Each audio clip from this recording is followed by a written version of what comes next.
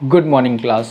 जैसा कि हमने लास्ट क्लास में पढ़ा था कि रिएक्शंस कितने टाइप के होते हैं, उसमें से हमने एक दो टाइप को पढ़ भी लिया था, जो कि था combination reaction and decomposition reaction. ठीक है, एक्टिविटीज़ पढ़ी थी, क्वेश्चंस भी किए थे एक दो। ठीक है, वाइट वॉशिंग के बारे में पढ़ा था। ठीक है, अब हम आगे पढ़ेंगे कि क्या होता है डिस्प्लेसमेंट रिएक्शन, क्या होता है डिस्प्लेसमेंट रिएक्शंस क्या होते हैं, और डबल डिस्प्लेसमेंट रिएक्शन क्या होते हैं। ठीक है, डिस्प्लेसमेंट रिएक्शन क्या होता है ना कि किसी एक रिएक्टेंट क्या करता है, अगर दो रिएक्टेंट है हमारे पास ए और बी, ठीक है, तो क्या करेगा बी, क्या करेगा ए के कुछ मॉलिक्यूल्स या कुछ एटम को क्या करेगा रिप्लेस कर देगा। ठीक है, वो कुछ और प्रोडक्ट बना देगा। ठीक है, डिस्प्लेसमेंट रिएक्शन क्या होते हैं कि अगर हमारे पास अगर देखिए आयरन है जो कि सॉलिड फॉर्म में है, और प्लस क्या है हमारे पास कॉपर सल्फेट है, CuSO4 है। ठीक है, तो ये रिएक्शन पे पता है क्या करेगा, डिस्प्लेस कर देगा। कौन किसको करेगा,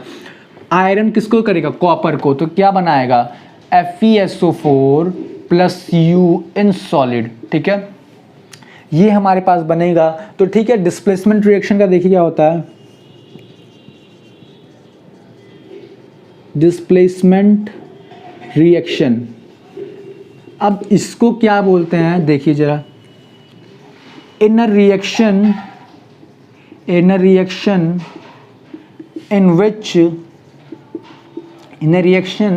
in which one of the solute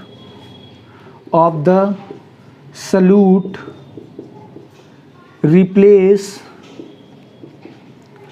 the component of the another solute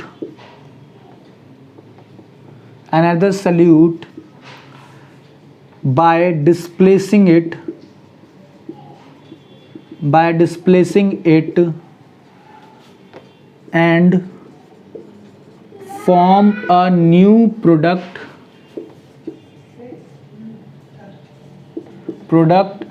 is called displacement reaction.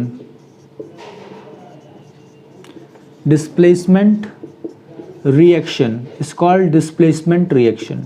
ठीक है, एग्जाम्पल ये हो गया। ठीक है, क्या होगा जब भी किसी रिएक्शन में एक सल्यूट क्या होगा, एक सल्यूट दूसरे सल्यूट के किसी एक एटम या मॉलिक्यूल्स को डिस्प्लेस करके एक नया प्रोडक्ट बना दे, उसी को क्या बोलते हैं, डिस्प्लेसमेंट रिएक्शन। उसे क्या बोलेंगे, डिस्प्लेसमेंट रिएक्शन। जैसे अभी हमारे बुक में एक दिया हुआ है एक्टिविटी, आपकी बुक NCERT की बुक पेज नंबर 10 पे एक एक्टिविटी दी है, 1.9। ठीक है, take 3 nails and clean them by rubbing with sand paper. अब 3 काटी ले लीजिए और उसको क्या करिए, रेगमाल से यानी किससे, सैंड पेपर से उसको साफ करिए। Take 2 test tube, mark A and B in each test tube, take 10 ml of copper sulphate. अब क्या है कि दो टेस्ट ट्यूब लीजिए और दोनों टेस्ट ट्यूब में 10-10 ml कॉपर सल्फेट लीजिए। ठीक है, tie iron to a nail with the tat, immerse them carefully in the copper sulfate in the first test tube for 20 minutes। अब क्या करिए, एक टेस्ट ट्यूब जो है उसमें 10 ml जो कॉपर सल्फेट है, उसमें एक नील क्या करिए, डुबाइए 20 मिनट के लिए, धागे से बांध के उसमें डुबा दीजिए 20 मिनट के लिए। ठीक है, keep 1 nail aside for comparing. अब क्या जो दूसरा नेल है उसको कंपेयर करने के लिए अलग रखिए। After 20 minute take nail out with the copper sulphate solution, compare the intensity of blue of the sulphate solution in the test tube, also compare the colour of the. आप क्या करिए, दोनों टेस्ट ट्यूब के colour को, उसको दोनों nails के उसको क्या करिए, कलर को करिए।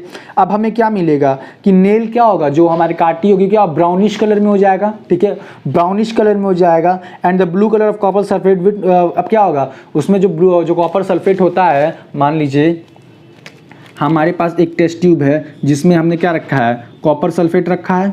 ठीक है, अब इसमें हमने एक काटी डाल दिया, एक क्या किया, एक काटी डाल दिया। ठीक है, एक क्या किया, एक काटी डाल दिया है। ठीक है, थ्रेड से बांध के एक काटी लटका दिया है।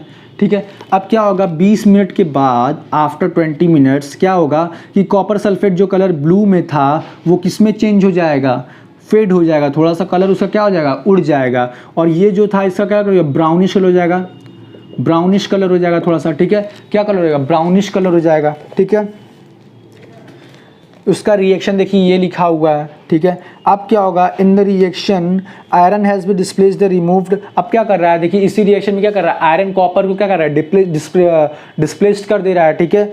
अब आगे एग्जांपल देखिए, अगर हम यही एग्जांपल लें Zn, क्या है देखिए, अगर हम एग्जांपल लें Zn सॉलिड में, ठीक है, प्लस क्या हो ZnSO, क्या हो भैया, सॉरी CuSO4 हो, CuSO4 हो, कॉपर सल्फेट हो, तो ये क्या करेगा, देखिए ये क्या कर देगा, ZnSO4 बना लेगा और प्लस कॉपर सल्फेट बना लेगा, कॉपर बना लेगा, ठीक है। क्या होगा, Zn क्या करेगा, कॉपर को रिप्लेस कर देगा, जिंक सल्फाइड बना लेगा, ठीक है। इसी तरह क्या है, कॉपर सल्फेट लेड क्लोराइड बना लेगा, ठीक है। अब डबल डिस्प्लेसमेंट रिएक्शन क्या है, देखिए डबल डिस्प्लेसमेंट रिएक्शन में क्या होगा ना कि अगर AB प्लस CD से क्या बना रहा है, EF प्लस GH बनाएगा। देखिए क्या है, अगर ये वाला जो हमारा मॉलिक्यूल है ये है दो चीज़ से मिलके बना है, ये भी दो चीज़ से मिलके बना है, तो ये पता है क्या बनाएगा, ये बना देगा मान लीजिए AC और प्लस BD बना देगा, ठीक है। क्या करेगा, एक दूसरे को रिप्लेस कर देंगे सब, इसी को बोलते हैं डबल डिस्प्लेसमेंट रिएक्शन। यहाँ पे क्या होता है, एक ही डिस्प्लेसमेंट हो रहा था, यहाँ पे क्या होगा, डबल डिस्प्लेसमेंट होगा, दो बार डिस्प्लेसमेंट होगा, ठीक है। चलिए इसको नोट करिए, तो हम डबल डिस्प्लेसमेंट बढ़ाएं, इसको नोट कर लीजिए, कर लिए, चलिए पॉज करके नोट कर लिया करिए जल्दी से।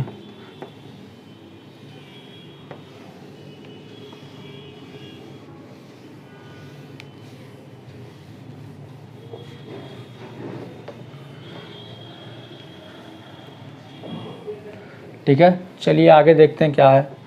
डबल डिस्प्लेसमेंट रिएक्शन है, क्या है double displacement reaction, DOUBLE double displacement reaction. क्या है डबल डिस्प्लेसमेंट रिएक्शन, ठीक है। अब क्या हो रहा है कि देखिए क्या हो रहा है कि अब क्या होगा कि the constituent particles of solvent, sorry, of solute is displaced by the constituent particles of another solute, ठीक है, टू फॉर्म डिफरेंट प्रोडक्ट्स, ठीक है।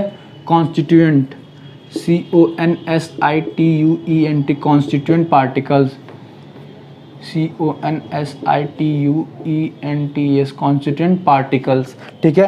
क्या होगा कि अगर हमारे पास दो सल्यूट के मॉलिक्यूल्स हैं तो उसमें दो तरह के एटम्स भी होंगे, तो अब दोनों एटम्स क्या करेंगे, इस सल्यूट के दोनों एटम्स उस सल्यूट के दोनों एटम्स क्या करेंगे, आपस में क्या करेंगे, एक दूसरे को रिप्लेस करेंगे और कोई दो नया प्रोडक्ट बनाएंगे। जैसे एग्जांपल देखिए हमारे पास है Na2SO4 प्लस BaCl2, तो ये क्या बनाएगा, देखिए BaSO4 प्लस 2NaCl, ठीक है। क्या क्या बना देगा, BaSO4 क्या करेगा, देखिए अब क्या करेगा, Ba क्या करेगा, Na2 को रिप्लेस करेगा, Ba क्या करेगा, Na2 को रिप्लेस करेगा और क्या बना देगा BaSO4, ठीक है। और 2Na और 2Cl क्या बनाएंगे, 2NaCl, ठीक है। इसी को बोलते हैं क्या, डबल डिस्प्लेसमेंट रिएक्शन। इसी को क्या बोलते हैं, डबल डिस्प्लेसमेंट रिएक्शन। अब देखिए हमारे पास एक एक्टिविटी लिखी हुई है, take about 3 ml of sodium sulphate in the test tube, in another test tube take 3 ml of beryllium chloride, mix them together, what we observe.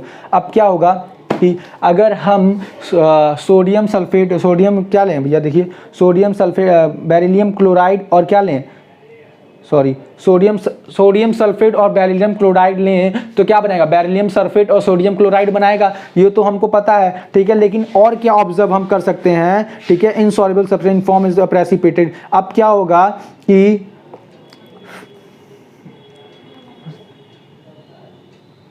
अब क्या होगा, इसमें से ये क्या है, सोडियम क्या है, इनसॉल्युबल है, इनसॉल्युबल तो क्या करेगा, प्रेसिपिटेट के फॉर्म में नीचे बैठ जाएगा, क्या करेगा, प्रेसिपिटेट के फॉर्म में नीचे बैठ जाएगा, ठीक है। यही चीज़ हम ऑब्जर्व करेंगे, ठीक है। इसी को क्या बोलते हैं, डबल डिस्प्लेसमेंट रिएक्शन, इसमें और कुछ नहीं है, ठीक है। आप इसको नोट कर लीजिए, तो हम आगे पढ़ाएंगे ऑक्सीडेशन क्या होता है और रिडक्शन क्या होता है, इसको आगे नोट कर लीजिए।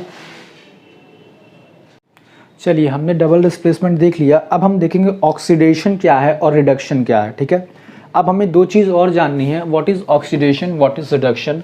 और आपके चैप्टर का, आपके बुक के इस चैप्टर का ये दो टॉपिक और बचे हुए हैं, कोरोजन और क्या है, वेनिडिसिटी। वेनिडिसिटी ये क्या है भैया, ये भी देखेंगे, ठीक है। पहले ऑक्सीडेशन और रिडक्शन देख लेते हैं। बहुत ही सिंपल, बहुत ही छोटा और बहुत ही प्यारा टॉपिक, ठीक है। आगे जाके ये दोनों एक साथ मिल जाते हैं और बनता है रेडॉक्स रिएक्शन, ठीक है। ऑक्सीडेशन क्या होता है, सबसे पहले देखेंगे ऑक्सीडेशन क्या होता है। Oxidation, what is oxidation, the addition of oxygen is called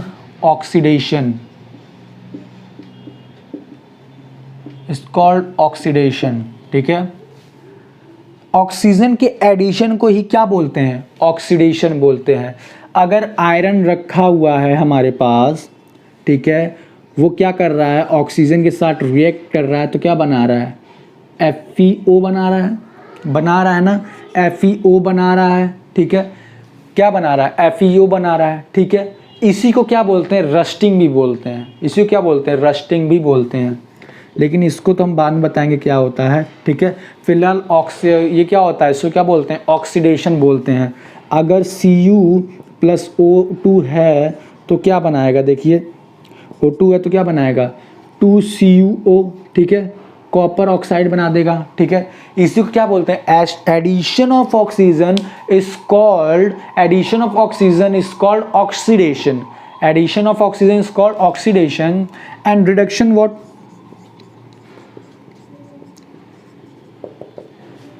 the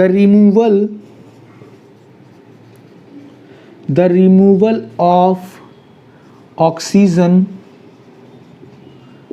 is called reduction, is called reduction.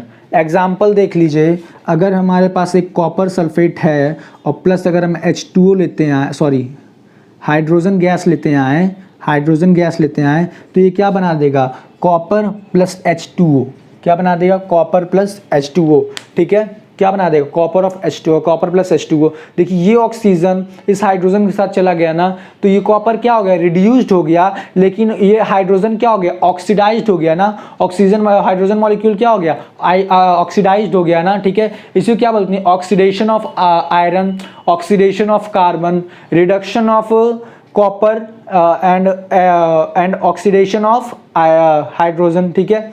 यही होता है, इसी को बोलते हैं, ठीक है। इसको नोट करिए।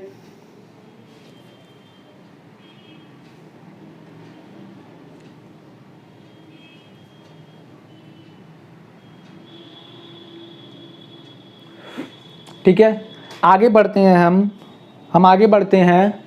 इसके बाद क्या आएगा, व्हाट इज कोरोजन।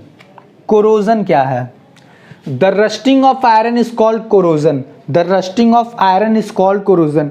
अब अगर आप ध्यान दिए हो तो अगर कोई लोहे का सामान आपके घर नया नया आता है, ठीक है, आप उसको कुछ समय बाद देखिए तो क्या होता है, उस पर एक ब्राउन कलर का लेयर बनने लगता है, ठीक है, ब्राउन कलर का लेयर बनने लगता है। लोग बोलते हैं कि लोहे में जंग लग रही है, ठीक है, जंग लग रही है। उसी को क्या बोलते हैं, रस्टिंग ऑफ आयरन बोलते हैं, ठीक है, रस्टिंग ऑफ आयरन बोलते हैं। वो क्या फॉर्म हो जाता है, ये फॉर्म होता है आयरन ऑक्साइड फॉर्म हो जाता है। क्या फॉर्म होता है, आयरन ऑक्साइड फॉर्म होता है। उसी को क्या बोलते हैं, रस्टिंग बोलते हैं, ठीक है। अगला टॉपिक क्या है, अच्छा देखिए अब क्या है, रेंसिडिटी क्या है? अब क्या है ना कि अगर आप कोई खाना लेके आइए, मान लीजिए आपने एक टिफ़िन में अपना खाना पैक करवाइए घर से कि हमको खाना खाना है, ठीक है। अब अगर आप उसको घर लेके आए, ठीक है, और वो अगर उसी तरह टिफ़िन में 24 घंटे से अधिक रह गया, ठीक है, तो उसमें से एक ऑडन बदबू आने लगती है, ठीक है, उसका टेस्ट चेंज हो जाता है ना, उसी को क्या बोलते हैं? रेंसिडिटी बोलते हैं, ठीक है। क्या होता है, वो फैटी एसिड जो होता है, जो ऑयल्स होते हैं, वो क्या होते हैं? ऑक्सीडाइज हो जाते हैं, ठीक है, उसकी वजह से ये हमें परेशानी झेलनी पड़ती है। चलिए आगे क्वेश्चन क्या दे रहा है कि अगर NaO2 है, अगर हमारे पास बोल रहा है 2Na है, Na2 है, 2Na है प्लस O है, तो ये क्या बनाएगा?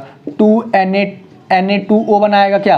क्या बनाएगा? Na2O बना देगा, ठीक है, सोडियम ऑक्साइड बना देगा, ठीक है। ऐसे ही आगे आपके NCERT में क्वेश्चंस दिए हैं, इनको सॉल्व करिए और बताइए कोई दिक्कत हो तो, ठीक है। अब हम एक बार रिवीजन करा देते हैं, ठीक है, कि हमने क्या क्या पढ़ा है, ठीक है। A complete reaction represent the reactant product and their physical state are called symbolic form of equations reaction, ठीक है। अब क्या होता है, कोई भी इक्वेशन लिखा हो जिसमें क्या हो, रिएक्टेंट्स हो, प्रोडक्ट हो और उनके स्टेट्स हो, तो उसे क्या बोलते हैं? Chemical equation in the form of symbolic symbols, ठीक है। अब क्या, अगर उसको हम बैलेंस करते हैं तो बैलेंस्ड इक्वेशन बन जाता है, ठीक है। अब क्या होता है, अगर दो रिएक्टेंट एक साथ कंबाइन हो रहे हैं तो उन क्या बोलेंगे? Combination reaction. और अगर एक रिएक्टेंट दो प्रोडक्ट में टूट जा रहा है तो क्या बोलते हैं? डिकम्पोजिशन रिएक्शन बोलते थे, ठीक है। ऑक्सीडेशन रिएक्शन को बोलते हैं एडिशन ऑफ ऑक्सीजन, और रिडक्शन को बोलते हैं रिमूवल ऑफ ऑक्सीजन, ठीक है। और क्या बच गया है हमारे पास? दो चीज़ें और बच गई हैं ना, क्या है? Endothermic, exothermic. एंडोथर्मिक क्या होता है? जिसमें हमें एनर्जी क्या करनी पड़ती है? देनी पड़ती है, या फिर क्या करती है? एंडोथर्मिक में एनर्जी मिलती है, और एक्सोथर्मिक में क्या होता है? एनर्जी देनी पड़ती है, ठीक है। इसी तरह डिस्प्लेसमेंट रिएक्शन क्या होता है? एक सॉल्यूट मॉलिक्यूल दूसरे सॉल्यूट मॉलिक्यूल क्या करता है? डिस्प्लेस कर देता है, उसे क्या बोलते हैं? डिस्प्लेसमेंट रिएक्शन बोलते हैं, ठीक है। डबल डिस्प्लेसमेंट क्या होता है? दो सॉल्यूट आपस में एक दूसरे को रिप्लेस करते हैं तो क्या बोलते हैं? उसको डबल डिस्प्लेसमेंट बोल देते हैं, ठीक है। रस्टिंग ऑफ आयरन क्या होता है? Forming of iron oxide on the above layer of iron is called reduction, rusting of iron, ठीक है। तो ये चैप्टर यहाँ पे होता है खत्म। अब अगला चैप्टर हम शुरू करेंगे फिजिक्स का, ठीक है। अगला चैप्टर फिजिक्स का है हमारा reflection and refraction of light. यही है क्या हमारा? लाइट रिफ्लेक्शन एंड रिफ्रैक्शन, ठीक है। तो ये चैप्टर हम अगले क्लास में डिस्कस करते हैं। फिलहाल के लिए इतना ही, इसको नोट कर लीजिए, ठीक है।